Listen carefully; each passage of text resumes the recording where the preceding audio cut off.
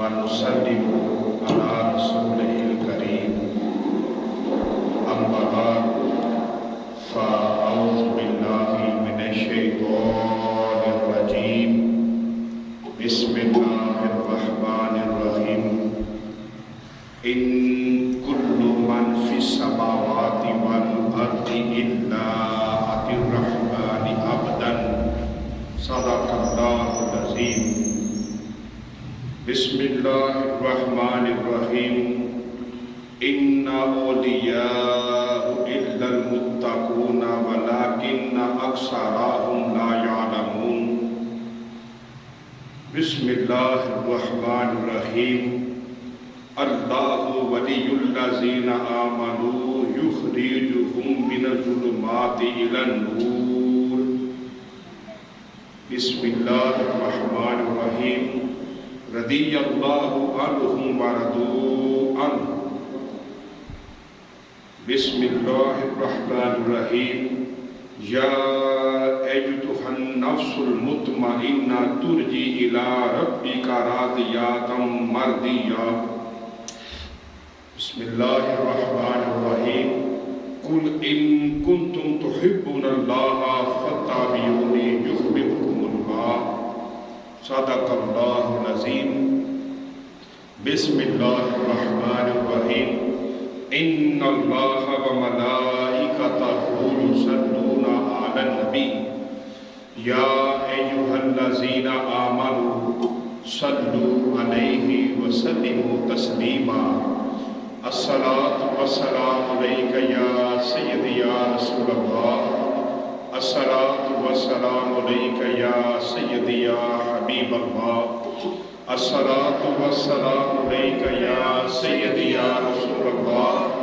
الصلاة والسلام عليك يا سيدي يا حبيب الله الصلاة والسلام عليك يا سيدي يا رسول الله الصلاة والسلام عليك يا سيدي يا حبيب الله الصلاة والسلام عليك يا سيدي يا نبي الله وعلى آلك وصحابك يا سيدي يا نور الله.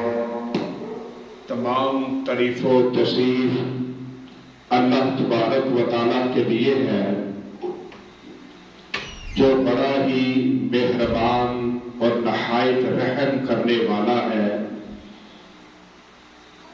جو اس کی راہ میں نکلے اس کو اپنا رستہ دکھانے والا، جو اس کی طرف چل پڑے اس کو اپنے انوار و تجلیات سے مالا مال کرنے والا، جو اپنے بندوں سے بڑا ہی زیادہ پیار اور محبت کرنے والا رب ہے۔ رحمت کاملہ حضرت محمد مصطفیٰ صلی اللہ علیہ وآلہ وسلم پر، جو وجہ کائنات شافی روز شمار، جن کے آنے سے اندھیروں میں اجالے ہوئے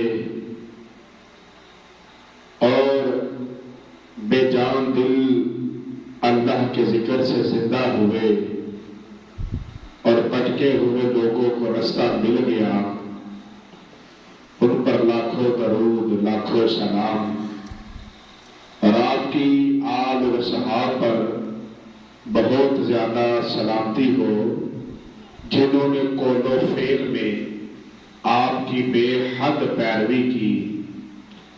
آج جمعۃ المبارک کا بابرکت دن ہے۔ اللہ تبارک و تعالیٰ کی بارگاہ میں دعا ہے کہ آج کے دن اپنی اترنے والی رحمتیں، اپنی برکتیں، اپنے فضل و کرم سے مجھے حاضرین کو اور امت مسلمہ کو مالا مال فرمائے۔ دوران خطبہ قرآن مجید کی تھوڑی سی تلاوت کا شرف حاصل ہوا، جس میں اللہ تبارک و تعالیٰ نے فرمایا ان کل من فی السماوات والارض الا آتی الرحمن عبدا۔ حقیقت تو یہ ہے کہ آسمانوں اور زمین میں جو کوئی بھی ترک بندگی سے کوئی باہر نہیں، سب اس کے بنائے ہوئے ہیں اور سب اللہ رحمان کے روبرو بندے کی حیثیت سے حاضر ہوں گے۔ بندہ ہونے کے اعتبار سے تو تمام انسان اللہ کے بندے ہیں، مگر تمام بندے ایک جیسے نہیں ہوتے، کیوں نہ کہ بعض لوگ بندہ ہونے کے ساتھ ساتھ اللہ رب العزت کے دوست بھی ہوتے ہیں، جنہیں یہ مقام میسر آتا ہے۔ ان میں اور عام بندوں میں بہت فرق ہوتا ہے، کیوں نہ کہ بندہ ہونے کے اعتبار سے جیسے قرآن پاک کی تلاوت کی تو بندہ ہونے کے اعتبار سے تو تمام کائنات عالم کی ہر چیز اللہ کا بندہ ہے۔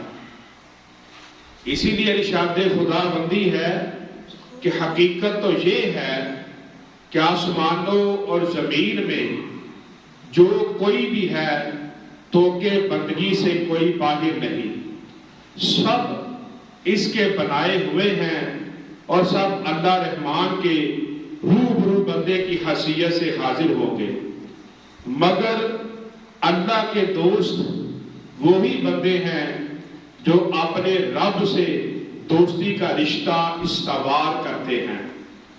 اس طرح ولی اللہ اللہ کا دوست بن جاتا ہے اور اللہ رب العزت اپنے اس بندے کا دوست بن جاتا ہے۔ تصوف اسی ولایت کے حصول کا ذریعہ ہے اور اس کی جملہ تعلیمات بندے کو مقام ولایت پر فائز ہونے کا راستہ بتاتی ہیں۔ بندہ اللہ کا دوست بن جائے اور رب بندے کا دوست بن جائے، اس دو طرفہ تعلق کو قرآن مجید میں بیان کیا گیا ہے۔ کون سے تعلق کو؟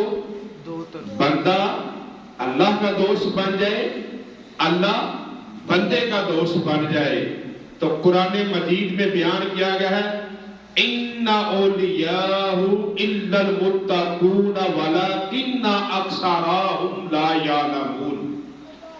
اس کے متولی تو صرف پرہیزگار لوگ ہیں، لیکن ان کی اکثریت اس حقیقت کو نہیں جانتی۔ ایسے متقی افراد جو مقام ولایت کے حامل ہوتے ہیں، وہ ایک طرف تو اللہ کے دوست ہوتے ہیں جس کو سابقہ آیت مبارکہ میں بیان کیا گیا ہے، اور دوسری طرف اللہ ان لوگوں کا دوست ہوتا ہے جس کو قرآن مجید میں بیان فرمایا گیا ہے اللہ ولی الذین آمنوا یخرجہم من الظلمات الی النور۔ اللہ ایمان والوں کا مددگار ہے، وہ ان کو تاریکیوں میں سے نکال کر روشنی میں لے آتا ہے۔ پہلی آیت میں بندہ ولی اللہ تھا اور اس آیت میں اللہ رب العزت ولی العبد ہے۔ ادھر بندہ اللہ کا ولی، ادھر اللہ بندے کا ولی۔ وہاں بندے سے اللہ کی دوستی کا بیان تھا، یہاں اللہ سے بندے کی دوستی کا بیان تھا۔ اب بات بڑی کمال ہے کہ جو بندہ تقوی والا ہو، جو پرہیزگار ہو۔ تقوی والا پرہیزگار کس کو کہتے ہیں؟ کہ جو انسان گناہ نہ کرے، جو انسان نیکی کے کام کرے، ہر بری بات سے بچے، تو وہ کیا بن جاتا ہے؟ وہ اللہ کا ولی اور اللہ اس کا ولی، کہ وہ اللہ کا دوست، اللہ اپنے بندے کا دوست۔ یہ ہمیں قرآن نے بتایا کہ جو بندہ متقی اور پرہیزگار ہو۔ یہاں یہ بات قابل توجہ ہے کہ اس آیت مبارکہ میں پہلے بندے کی طرف سے اللہ کے لیے دوستی اور محبت کا بیان نہیں، بلکہ اللہ کی طرف سے بندے کے لیے محبت اور دوستی کا بیان ہے۔ گویا پہلے اللہ اپنے بندے کو چاہتا ہے اور اس کے ساتھ دوستی کرتا ہے، اور پھر بندہ اپنے رب سے محبت کرتا ہے اور دوستی لگاتا ہے۔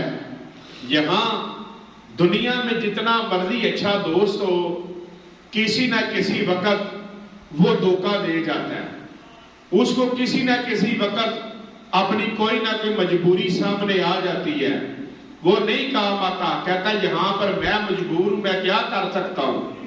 لیکن اللہ اپنے بندے کا ایسا دوست بنتا ہے، ایسا دوست بنتا ہے کہ اللہ اپنے بندے کو کبھی بھی تنہا نہیں چھوڑتا، کبھی بھی اکیلا نہیں چھوڑتا۔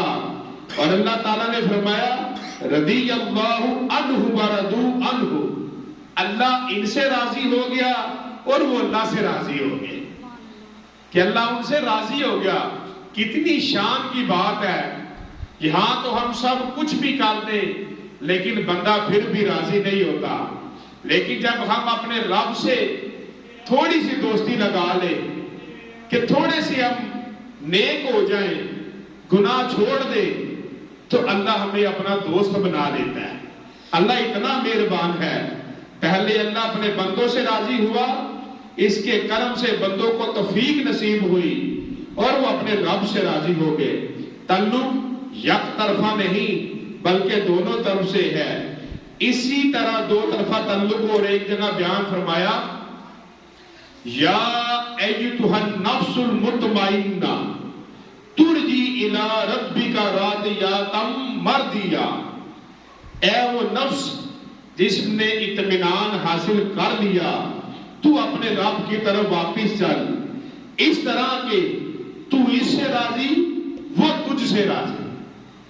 یعنی کہ وہ انسان جو اپنے رب کو راضی کر لے اور رب پہ راضی ہو جائے کہ یا اللہ تیرا شکر ہے، اس کی زبان پر شکر آ جائے، وہ رب سے راضی اور رب اس سے راضی، پھر اللہ تبارک و تعالیٰ اس کو چھوڑتا نہیں۔ نفس کہتے ہیں جان کو، انسان کو، کہ اے اطمینان والی جان اب تو آ جا، کہ اللہ تعالیٰ اس کے لیے اپنے راستے کھول دیتا ہے۔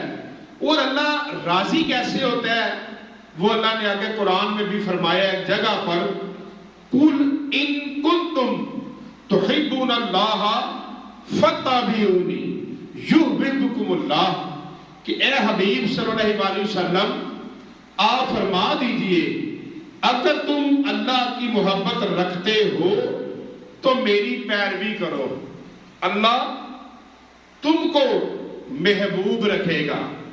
اللہ کس کو محبوب رکھے گا؟ بڑی شان والا وہ ہوگا نا کہ جو اللہ کا محبوب ہوگا، جس سے اللہ پیار کرے گا، وہ بڑی شان والا ہوگا کہ جسے رب پیار کرے۔ تو یہاں پر خاندان کا بڑا کسی ایک سے پیار کرے تو اس کے انداز جدا ہو جاتے ہیں، اس کی بات علیحدہ ہو جاتی ہے، اور جس سے رب پیار کرے پھر اس کی شان کیا ہوگی، اس کا مقام کیا ہوگا، اس کے انداز کیا ہوگے، اس کی عزت کے تاج کیسے ہوں گے۔ جسے رب پیار کرے تو رب کہتا ہے میں بھی تم سے محبت کروں گا، بس تم ایسا کرو کہ پیچھے پیچھے میرے محبوب کے لگ جاؤ، تم میرے محبوب کے پیچھے لگ جاؤ، جو میرے محبوب کریں تم وہ کرو، تم محبوب کی ہر سنت سے پیار کرو، اللہ تم سے پیار کرے گا۔ اور سورۃ الانفال کی مذکورہ آیت مبارکہ میں اللہ کے دوستوں اور ولایت کے مقام پر فائز ہونے والوں کے لیے ایک صفت بیان کی گئی ہے کہ وہ متقی ہوتے ہیں، یعنی ولایت اور تقوی دونوں باہم لازم اور ملزوم ہیں۔ تقوی کے بغیر ولایت کا تصور گمراہی ہے، اور جو مقام ولایت کو پانا چاہتا ہے اسے تقوی کے لباس کو پہننا ضروری و لازم ہوتا ہے۔ اس سے یہ بات واضح ہو جاتی ہے کہ بانگ چرس پینے والے اور شریعت مطہرہ کی مخالفت کرنے والے کبھی بھی اللہ کے ولی نہیں بن سکتے، کبھی بھی مقام ولایت پر فائز نہیں ہو سکتے جو نشہ کرنے والے ہیں۔ نماز کو چھوڑنے والا شیطان کا تو دوست ہو سکتا ہے لیکن اللہ کا دوست نہیں ہو سکتا۔ کہ کوئی نماز نہ پڑھے اور دعویٰ ولی اللہ کا کرے تو وہ اللہ کا ولی نہیں ہے، وہ کس کا ولی ہے؟ شیطان کا ولی ہے جو تارک نماز ہے۔ اللہ رب العزت نے اپنے دوستوں کی پہچان کروا دی ہے کہ وہ متقی، پرہیزگار اور شریعت مطہرہ کی پابندی کرنے والے ہیں۔ اور ایک ہوتا ہے مجذوب۔ اب جو مجذوب ہوتا ہے، مجذوب کہتے ہیں مدہوش کو، جس کو ہوش نہیں ہے تو اس کے اوپر شریعت کا کوئی احکام نہیں لگتا، احکام شریعت کے احکام کی پابندی اس پر ساقط ہو جاتی ہے کہ اب اس کو چھوٹ ہے۔ مگر جو صاحبان ہوش ہیں، جن کے ہوش قائم ہیں، جن کا دماغ حاضر ہے اور وہ کھاتے ہیں، پیتے ہیں، اپنے بیوی بچے ہیں، سارا کچھ ہے، تو ایسے انسان کو شریعت کو چھوڑنے کی کوئی معافی نہیں ہے۔ اگر وہ نبی پاک صلی اللہ علیہ وآلہ وسلم کی شریعت پر عمل کرے گا تو پھر وہ اللہ کا ولی ہوگا۔ اگر وہ نبی پاک صلی اللہ علیہ وآلہ وسلم کی شریعت کو چھوڑے گا تو وہ کبھی بھی اللہ کا ولی نہیں ہو سکتا۔ اب وہ کچھ بھی کرے، کوئی عیاری دکھائے، کچھ کرے، وہ کبھی بھی اللہ کا ولی نہیں ہو سکتا۔ اللہ کا ولی صرف وہ ہوگا جو نبی پاک صلی اللہ علیہ وآلہ وسلم کی سنت کی اتباع کرنے والا ہوگا اور شریعت مطہرہ پر اپنی زندگی گزارنے والا ہوگا، وہ اللہ کا ولی ہوگا۔ یہاں واضح ہو چکا کہ بندہ اللہ کا ولی اور اللہ بندے کا ولی ہے۔ جیسے قرآن پاک کے آگے ایک آیت کا ترجمہ پڑھا کہ بندہ اللہ کا ولی تو اللہ بندے کا ولی ہے۔ اس دو طرفہ تعلق کو صحیح طور پر سمجھنے کے لیے ضروری ہے کہ ہمیں لفظ ولی کے معنی اور مفہوم کو سمجھ لیا جائے تاکہ دو طرفہ تعلق میں ولی اللہ اور ولی العبد کی معنی کا واضح ہو سکے۔ لفظ ولی، ولایت، یہ واو پر زیر اور ولایت واو پر زبر دونوں سے مشتق ہے۔ ولایت کے معنی تصرف اور ملکیت ہے، یہ بات بڑی سمجھنے والی ہے۔ ولایت کے معنی تصرف اور ملکیت ہے۔ جب بچہ چھوٹا اور نابالغ ہوتا ہے اور اپنے امور سر انجام نہیں دے سکتا تو اس کا باپ، دادا یا بھائی اس کا ولی بن جاتا ہے اور اس کو ولایت حاصل ہوتی ہے، یعنی وہ ولی اس بچے کی جگہ اس کے مال جائیداد میں تصرف کرتا ہے اور اس کے ولی کا فعل اس بچے کا کام تصور کیا جاتا ہے۔ وہ خرید و فروخت کرے یا معاہدہ کرے، عقد نکاح کرے یا اس کی طرف سے کوئی اور کام کرے، وہ سب کچھ اس بچے کا ولی ہونے کا وجہ سے بچے کا عمل ہی تسلیم کیا جاتا ہے۔ اسی طرح یہ لفظ ولی ولایت سے بھی ہے اور ولایت کا معنی امارت، بادشاہی۔ ولی کا معنی کیا ہوا؟ بادشاہی، امارت اور حکمرانی ہے۔ اور ولی العبد، ولی معنی تصرف کرنے والا اور حکمران اور بادشاہ کے ہے، مگر اس کا تعین اس کے مضاف عالیہ کے تعین کرنے سے ہوتا ہے کہ جو اللہ کے ولی ہوتے ہیں اور اللہ جن کا ولی بن جائے، اب ان لوگوں کے بارے میں آیا قرآن پاک میں کہ ان کو کوئی خوف نہیں ہوتا، ان کو کوئی غم نہیں ہوتا۔ اولیاء اللہ لا خوف علیہم ولا هم یحزنون، کہ نہ انہیں خوف ہوتا ہے اور نہ انہیں کوئی ڈر ہوتا ہے۔ کن کو؟ جن کا ولی جن کا ولی جن کا ولی اللہ، انہیں کوئی خوف نہیں ہوتا، کوئی ڈر نہیں ہوتا۔ اب خوف اور ڈر ان کو کوئی نہیں ہوتا۔ اللہ رب العزت بندے کا ولی ہے اور ولی عبد کا معنی، ولی کے پہلے معنی کی روح سے یہ ہوا کہ بندے نے اپنا تصرف کا مقام حد ختم کر کے اسے اللہ کی بارگاہ میں پیش کر دیا، اور اس نے اپنی زندگی کے جملہ معاملات اپنے ارادے اور مرضی سے دستبردار ہو کر اپنے تمام معاملات کو اللہ کے سپرد کر دیا اور اللہ نے اسے قبول کر لیا، تو رب اپنے بندے کا ولی ہو گیا۔ اب اس بندے کے تمام معاملات کو خود نبھائے گا، کیوں نہ کہ بندے نے اپنے تمام امور اپنے مولا کریم کی تفویض کر دیے اور اعلان کر دیا وَفَوِّضُ أَمْرِي إِلَّا اللَّهِ، کہ میں اپنا معاملہ اللہ رب العزت کی سپرد کرتا ہوں۔ وہ کہتا ہے انسان قُلْ إِنَّ صَلَاتِي وَنُسُكِي وَمَحْيَايَ وَمَمَاتِي لِلَّهِ رَبِّ الْعَالَمِينَ، بندہ کہتے ہیں آپ فرما دیجئے کہ میری نماز اور میری قربانی اور میرا جینا اور میرا مرنا اللہ ہی کے لیے ہے جو سارے جہانوں کا پالنے والا ہے۔ اب بات کیا ہوئی؟ اللہ کی کا ولی ہو جاتا ہے کہ جو اپنی مرضی نہیں کرتے، اپنی زندگی اللہ کی مرضی پر گزارتے ہیں۔ اب وہ کسی سے بدلہ نہیں لیتے، وہ کسی پر غصہ نہیں کرتے، ان کو کسی چیز کا غم نہیں ہوتا کہ یار میرا یہ کام کیسے ہوگا۔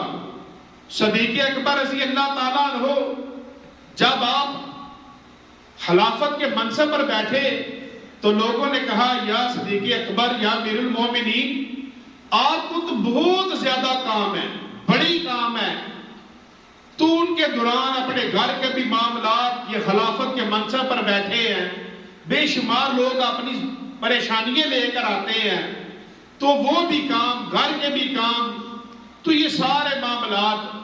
تو صدیق اکبر رضی اللہ تعالیٰ عنہ نے فرمایا کہ اگر دو وقت ہو، ایک وقت اور اس میں دو کام ہو، کہ ایک کام میرے گھر کا ہو اور ایک کام میرے رب کا ہو، تو میں اپنے گھر کے کام کو چھوڑ دوں گا اور اپنے رب کے کام کو کروں گا۔ تو جب میں اپنے رب کے کام کو کروں گا تو بتائیں پھر جب وہ اللہ کے کام میں لگ جائیں گے تو اللہ پھر ان کے کام میں نہیں لگ جائے گا۔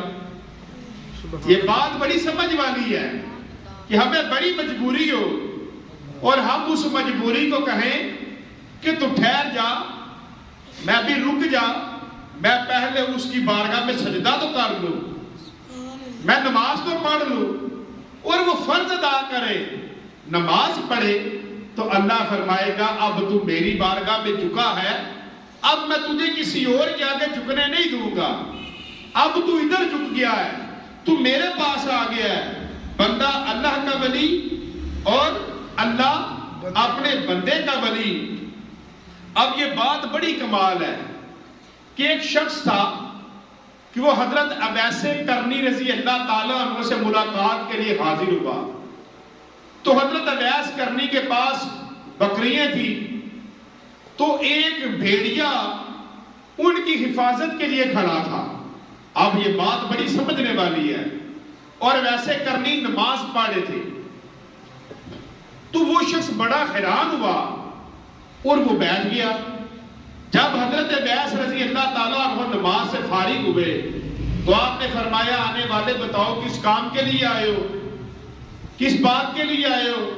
وہ کہنے لگا حضرت یہ تو میں بعد میں عرض کروں گا، پہلے مجھے یہ بتائیں کہ ہم نے ہمیشہ یہی دیکھا، یہی پڑھا، یہی سنا کہ جو بیڑیا ہے وہ بکریوں کو چیر پھاڑ کر دیتا ہے، چیر پھاڑ ڈالتا ہے، وہ تو دشمن ہے، اور جہاں پر بیڑیا آپ کی بکریوں کی بیڑوں کی حفاظت کار ہے، یہ کیا معاملہ ہے؟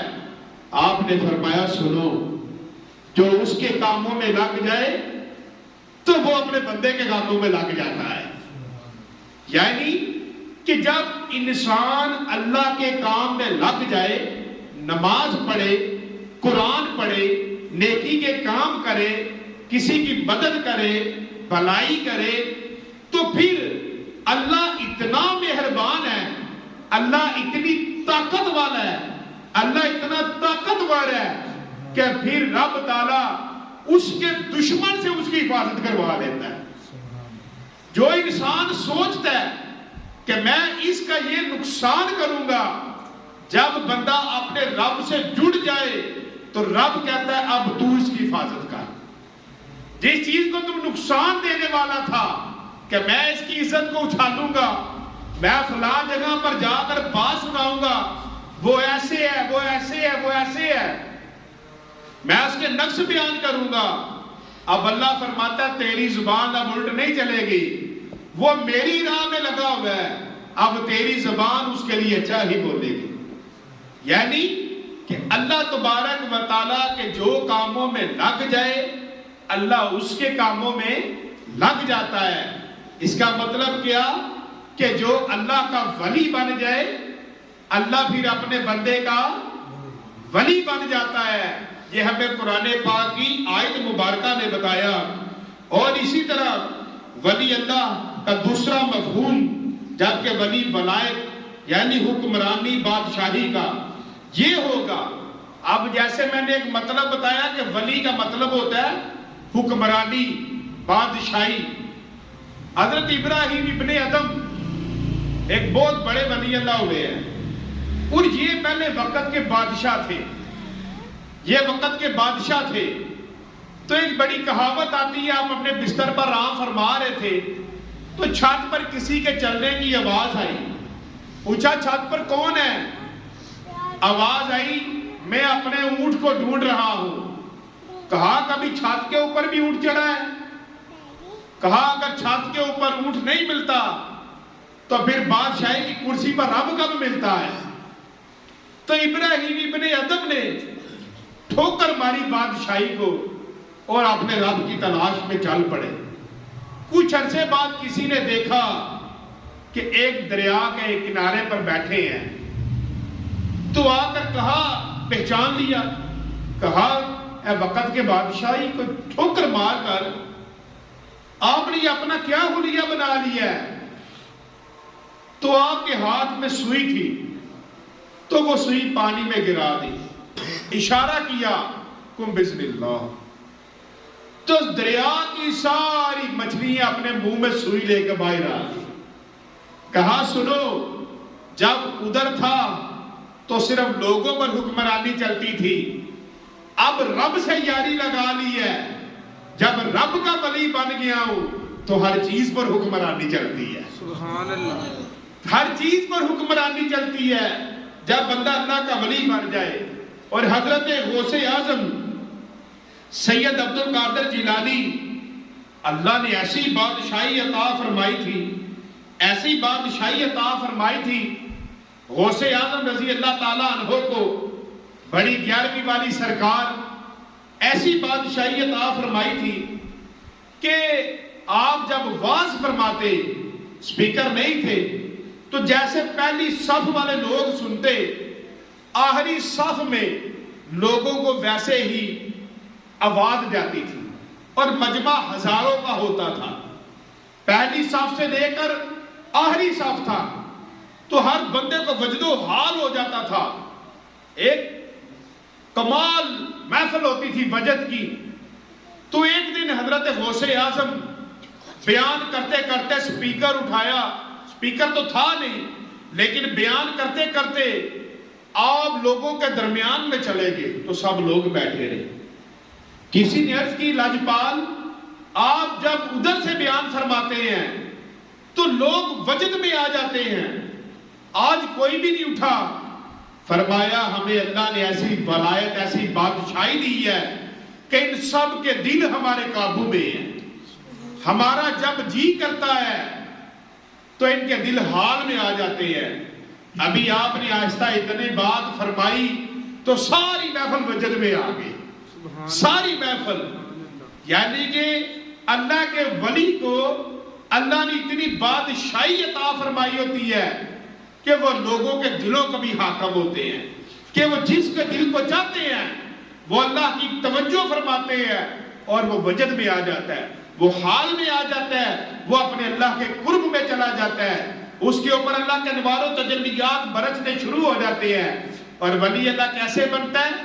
جب انسان شریعت کا پابند ہوتا ہے پھر وہ اللہ کا ولی بن جاتا ہے اور وہ نبی پاک صلی اللہ علیہ وسلم کی شریعت سے پیار کرنے والا ہوتا ہے۔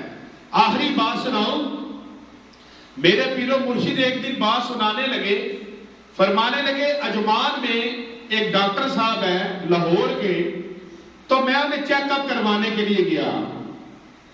میں وہاں پر گیا تو انہوں نے کہا آپ کی MRI ہوگی، تو 2 لیڈیز ڈاکٹر آئیں اور انہوں نے کہا کہ آپ لیتے ہیں اور ہم نے آپ کے ایکس رے کرنے ہیں، تو آپ نے انہیں فرمایا کہ آپ دروازے سے باہر چلی جائیں انگلش میں اور کسی مردوں کو بھیجیں، آپ غیر محرم ہیں۔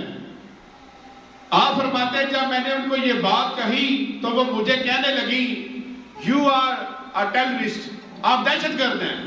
آپ نے فرمایا ہاں میں دہشت گرد ہوں، لیکن میں آپ سے ایکس رے نہیں کرواؤں گا، میں مردوں سے کرواؤں گا۔ آپ نے فرمایا پھر میں نے انہیں کہا کہ آپ کون ہیں؟ وہ کہنے لگی ہم کرسچن ہیں۔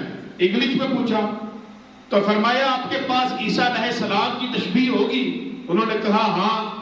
تو انہوں نے پیچھے سے پرس نکالا اور اس کے اندر عیسیٰ علیہ السلام کی انہوں نے تشبیہ بنائی ہوئی تو وہ نکالی۔ آپ فرماتے ہیں میں نے بھی اس دن جبہ پہنا ہوا تھا، تو میں نے کہا کہ ان کے اور میرے درمیان میں جو خلیے میں فرق ہے وہ تو تھوڑا سا ہی رہ گیا ہے کہ ان کی بھی داڑھی ہے، جبہ ہے، تھوڑا سا ہی رہ گیا ہے۔ تو وہ بڑی حیران ہوئی۔ آپ نے جب ان کو فرمایا کہ ہم تو عیسیٰ علیہ السلام کو پہلے ماننے والے ہیں اور ہم مسلمان ماننے والے ہیں، آمنت باللہ و ملائکتہ و کتبہ و رسلہ، ہم تو تمام رسولوں کو ماننے والے ہیں مسلمان۔ آپ فرماتے ہیں جب میں نے ان سے یہ باتیں کی تو وہ کہنے لگی کہ آپ کا مذہب اسلام تو بڑا ہی پیارا ہے، آپ ہمیں کلمہ پڑھائیں، لیکن ہمارے آئی ڈی کارڈ کے اوپر نام تو اور لکھا ہے۔ آپ نے فرمایا اس کو چھوڑو، نام تو چینج ہوگا، آپ دل سے کلمہ پڑھ لو۔ تو ان 2 لیڈی ڈاکٹروں نے وہاں پر سرکار کے خاک پر بیعت ہو کر مسلمان ہوگی اور کلمہ پڑھ لیا۔ اب وہ جو ڈاکٹر صاحب تھے بعد میں انہوں نے سرکار کو فون کیا اور کہنے لگے حضرت یہاں کا تو ماحول ہی بدل گیا ہے۔ اصل بات کیا تھی کہ وہ چیک کرنے آئی تھی اور جب دیکھا کہ یہ تو نبی پاک صلی اللہ علیہ وآلہ وسلم کی ایک ایک سنت سے پیار کرتے ہیں، شریعت سے پیار کرتے ہیں، تو بس وہ بدل گئی۔ تو ولی اللہ صرف وہ ہوتا ہے کہ جو اللہ کہ جو قرآن آیا، جو اللہ نے قرآن بھیجا، نبی پاک صلی اللہ علیہ وسلم کے اوپر جو شریعت آپ نے فرمائی، جو سنت ہے، صرف اس کے مطابق زندگی گزارتا ہے۔ اس کے علاوہ کوئی بنگی، چرسی، نشے کرنے والے یہ اللہ کے ولی نہیں ہے۔ یہ کچھ اور تو ہو سکتے ہیں، شیطان کے ولی، اللہ کا ولی نہیں ہو سکتے۔ اللہ کے ولی وہ ہیں جو صرف دین پر چلے، وَمَا عَلَيْنَا إِلَّا الْبَلَاغُ